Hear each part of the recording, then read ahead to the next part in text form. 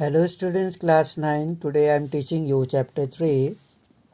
Nazism की अगर हम बात करें, नाजीवाद जो था और हिटलर का उदय कैसे हुआ, स्प्रिंग्स ऑफ 1949 की जो बात है, a little 11 year old Germany का एक 11 साल का लड़का कॉल्ड हेलमेट, जिसका नाम हेलमेट था, वो बिस्तर पे पड़ा हुआ था।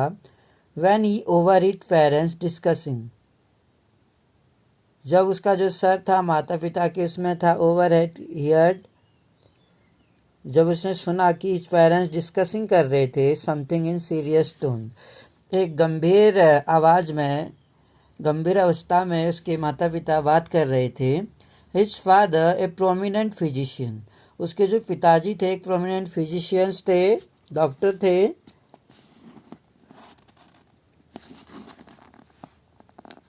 deliberated with his wife whether the time had come to kill the entire family, जानबूझकर deliberated अपनी वाइफ के साथ वो whether the time had come, कह रहे थे कि वो समय आ गया था जब उन्हें पूरे परिवार को मार देना चाहिए। Had to come to kill the entire family, और इफ शी शुड, या तो उसे परिवार को मार देना चाहिए या उसे खुद अपने आप को कमिट सुसाइड, आत्महत्या कर लेनी चाहिए।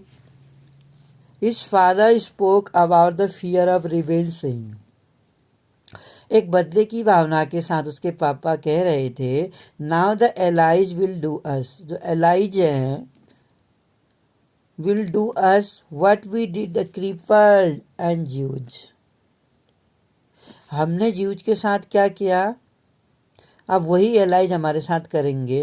What we did to the crippled and Jews. Next day he took helmet, अगले दिन उसने क्या किया, हेलमेट को जंगल की ओर ले गए। he took and they spent their happy time together, और वहाँ पर जंगल में जाने के बाद उन्होंने हैप्पी टाइम गुजारा। सिंगिंग, गाना गाया, ओल्ड चिल्ड्रन सॉन्ग्स, बच्चों के गीत गाए। लेटस, उसके बाद helmet father shot himself in his office, helmet के पिताजी ऑफिस में आए और अपने आप को गोली मार दी।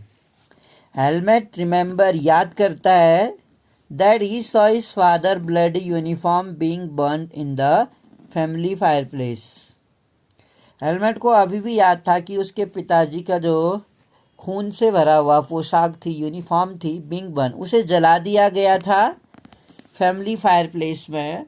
So traumatized was he by what he had overheard, जो भी उसने overheard किया था, and that had happened, reacted by refusing to eat, इस तरह से रिएक्ट किया। उसने वो पल भी देखा जब उसके पापा ने खुदकुशी कर ली थी, तो उसने घर पर खाना खाने से मना कर दिया। For the following 9 years, आने वाले 9 साल तक उसने घर में खाना खाने से मना कर दिया। ही वॉज अफ्रेड, वह डरता था कि his mother might poison him, क्यों, उसे इस बात का डर था कि कहीं उसकी माती जी उसे जहर ना दे दे। दो हेलमेट में नॉट हैव रियलाइज, यद्यपि जो हेलमेट था उससे ज़्यादा रियलाइज नहीं था, all mead his father's that being a Nazi and supporter, कि उसके जो पिताजी थे हैड बीन ए नाजी, वो नाजी थे और एडोल्फ हिटलर के समर्थक थे। मैनी ऑफ यू विल, इसमें से बहुत सारे जो लोग, saw something about the Nazi, ऐसा कुछ आप कह सकते हैं, समथिंग अबाउट, देख सकते हैं नाजी और हिटलर के बारे में। Many of and you probably know Hitler determination, और संभवतः आपको ये पता हो कि हिटलर के जो डिटर्मिनेशन था to make Germany into mighty power, जो हिटलर ने संकल्प लिया था कि जर्मन को एक शक्तिशाली राष्ट्र बनाएगा, तो उसकी जो महत्वाकांक्षा थी, एम्बिशन जो थी, कि वो पूरे यूरोप को जीतना चाहता था। नेपोलियन की भी फ्रांस में यही महत्वाकांक्षा थी, वो भी यूरोप के कई देशों को जीतना चाहता था। हिटलर की भी यही महत्वाकांक्षा थी, वो यूरोप के कई देशों को जीतना चाहता था। यू मे हैव हर्ड, आप ये सुन सकते हैं कि उसने कई सारे ज्यूज जो थे वहाँ उनको मार दिया। But Nazism was not one who isolated act, लेकिन ऐसा नाजिज्म ही नहीं था जिसने इस तरह का आइसोलेटेड एक्ट किया। इट वॉज ए सिस्टम, एक ऐसा सिस्टम था, एक ऐसा स्ट्रक्चर था आइडियाज का about the world and politics. Let's try and understand, इसको समझने की कोशिश करते हैं कि what Nazism was all about. Nazism इसमें किसके बारे में था? Let us see why Helmut father killed himself, ये जानने की कोशिश करते हैं कि जो हेलमट के पिता थे उसने अपने आप को क्यों मार दिया। What the basis of his fear, और उनके जो डर का बेस था, आधार था, क्या था? आखिर उनके पिता इतने डरे हुए क्यों थे कि फाइनली उन्होंने अपने जीवन का अंत ही कर दिया? किस चीज़ से उन्हें इतना डर था? मई 1945 की अगर हम बात करें, जर्मनी सरेंडर टू एलाइड जो लोग थे, दो राष्ट्रों के बीच में जो सेकेंड वर्ल्ड वॉर हुआ था, तो 1945 में जर्मनी ने क्या किया? एलाइज के सामने आत्मसमर्पण कर दिया, सरेंडर कर दिया। एंटीसिपेटिंग what was coming, Hitler has propaganda, एंटीसिपेटिंग जो थे व्हाट वाज कमिंग, हिटलर ने क्या प्रोपोगंडा किया, प्रचार किया। मिनिस्टर जो गोवेल्स थे and his entire family committed suicide, उसने क्या कर लिया है? सुसाइड कर लिया है collectively in the Berlin bunker में अप्रैल में, at the end of war, युद्ध के अंततः। इंटरनेशनल मिलिट्री ट्रिब्यूनल जो थे and the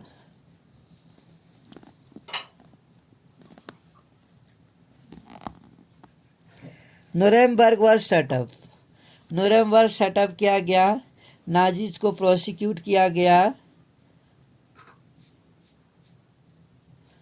Nazi was criminal, कि नाजी क्या था?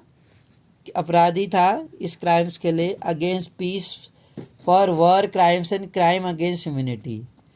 तो उसके लिए ये कहा गया कि नाजी ने अपराध किया था, क्रिमिनल था वो, अपराध किए थे शांति के against peace, for war crimes and crime against humanity, जो ह्यूमैनिटी के अगेंस्ट क्राइम था। And Germany conduct during the war, especially those actions who come to be called crimes, जिसको क्राइम्स कहा जाता था, against humanity, raise serious moral and ethical questions जो थे, और invited worldwide condemnation.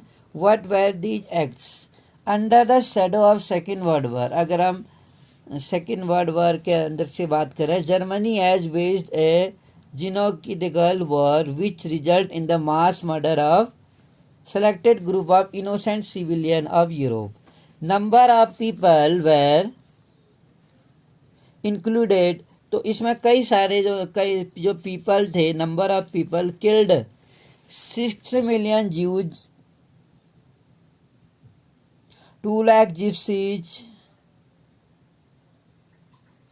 and 1 million Polish civilian or 70,000 German were considered mentally and physically disabled. इतने ज़्यादा लोगों को मानसिक और शारीरिक रूप से डिसेबल किया गया है, बिसाइड इन्यूमरेबल पॉलिटिशियन अपोनेंट्स। और हम कह सकते हैं कि इतने ज़्यादा ज्यूज को, पोलिश को, जर्मन्स को वहाँ मार दिया गया। नाजीज डिवाइस एंड अनप्रेसिडेंटेड, यानी जो पहले से पूर्वानुमानित नहीं था, अनप्रेसिडेंटेड पहले जन्य हुआ था, killing people that is by gassing them in various killing centres. जो न्यूरेमबर्ग जो ट्रिब्यूनल्स थे sentence only 11 leading Nazis to death, many other were imprison. इस वजह से कई सारे लोगों को जेल में डाल दिया गया, imprison for life. The retribution did come, yet the punishment of Nazi was far short of brutality and action for their crime. और जो punishment थी of the Nazis की was far short of the brutality and action for the crimes.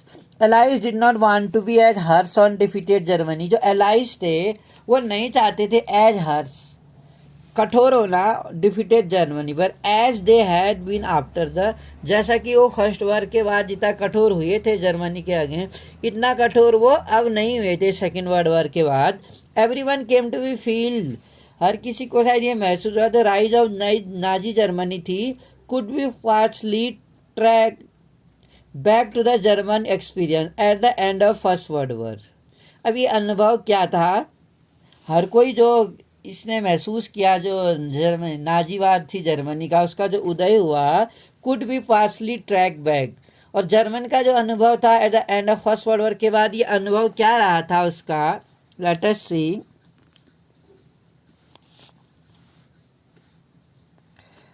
Birth of Weimar republic की, किस तरह से Weimar Republic का उदय हुआ, जन्म हुआ।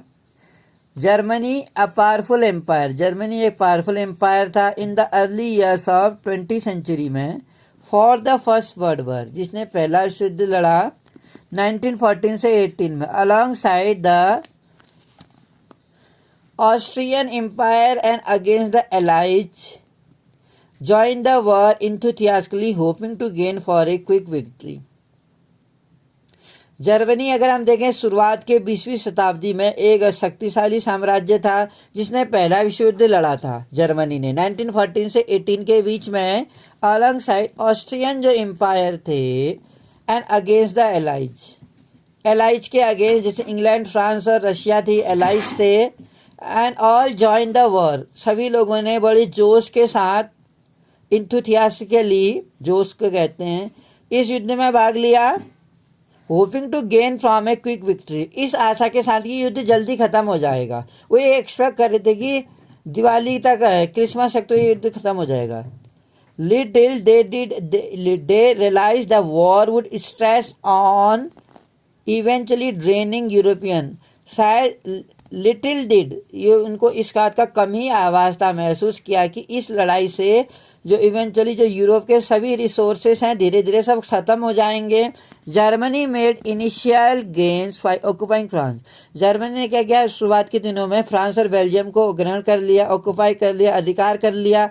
हाउएवर द एलाइज, जहाँ तक कि हम एलाइज की अगर हम बात करें, उनकी जो शक्तियाँ रिस्ट्रेंटेड बाय द, उसकी शक्तियाँ तब शक्तिशाली हुई है ये एलाइज कंट्री जब यूएस ने भी एलाइज कंट्री का साथ दिया 1917 में।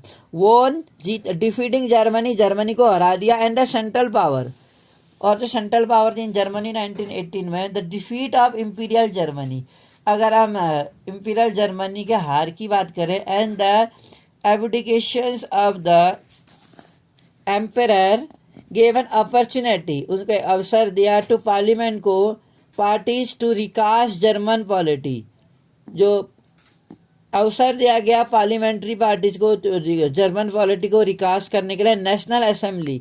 और जो नेशनल असेंबली थी मेट एट वेमर, वो वेमर में मिली। And establish a democratic constitution, और एक डेमोक्रेटिक कॉन्स्टिट्यूशन स्थापित हुआ, was a federal structure. Deputies were now elected to the German parliament, अब जो डेप्यूटीज थे इलेक्टेड हुए जर्मन पार्लियामेंट के रूप में ऑन रिक्सडॉग, जो जर्मन की पार्लियामेंट थी उसका नाम रिक्सडॉग था। On the basis of equal and universal votes cast by all adult including women. Republic Weimar की अगर हम बात करें, इसमें हम देख सकते हैं कि जो रिक्सडॉग जर्मन पार्लियामेंट थी, समानता के आधार पर वहाँ पर यूनिवर्सल वोट, यानी सबको वोट देने का अधिकार था। कास्ट बाय ऑल एडल्ट, जिसमें महिला भी शामिल थी, all adult including women. Republic however was not received, जो रिपब्लिक था हालांकि इसने रिसीव नहीं किया था well by own people, largely because of the term it was forced to accept after Germany defeat. Germany की हार के बाद इसे फोर्स किया गया कि end of first world war the peace treaty जो थी Versailles with the allies was a harsh and humiliating peace. Germany lost it overseas, Germany ने अपना जो ओवरसीज था उसे खो दिया। And 10th of its population, 13% of its territory, 75% of its iron and 26% of the coal to France, Poland and Denmark and Lithuania. तो हम समझ सकते हैं कि जो जर्मनी ने क्या खोया था, अपने ओवरसीज कॉलोनियाँ खो दी थी, 10th ऑफ इच पॉपुलेशन, जो उसका 10वां जनसंख्या का हिस्सा था, और 13% इसका टेरिटरी का जो हिस्सा था, और 75% आयरन और 26% जो कोल था वो फ्रांस को भेजा गया, पोलैंड, डेनमार्क और लिथुआनिया को भी। द एलाइड जो थे powers demilitarize German to weaken it power, और इस तरह से जर्मन की शक्ति थी वो धीरे धीरे कम होती गई। वार गिल्ड क्लॉज है Germany responsible for the war and damage to allied countries suffered, और इस तरह से कंट्री को सफ़र करना पड़ा। और जर्मनी वॉज फोर्स टू पे कंपनसेशन, जर्मनी को मुआवजा देने के लिए मजबूर किया गया, जर्मनी को मुआवजा देना पड़ा इस युद्ध के कारण, क्योंकि युद्ध में उसकी हार हो गई थी। अमाउंटिंग 6 बिलियन का उस पर कर्जा पड़ गया था। अलाइड जो आर्मीज थी ऑल्सो ऑक्युपाइड, अलाइड ने क्या किया था, एलाइड राष्ट्रों ने, जो अलाइड के दुश्मन राष्ट्र थे जर्मनी के, उन लोगों ने जो रिच रिसोर्सेस थे, धनी जो संसाधन थे जर्मनी के, उस पर भी ऑक्युपाई कर दिया रिहाइनलैंड में। फॉर मच ऑफ 1920 में many Germans held the new Weimar Republic, और कई सारे जर्मन लोगों ने न्यू वेमर रिपब्लिक को इसके लिए जिम्मेदार ठहराया। Responsible for not only the defeat, न केवल हार के लिए बल्कि वर्सेलिज में जो डिस्ग्रेस इनको सुनना पड़ा उसके लिए भी। थैंक यू फॉर लिसनिंग में।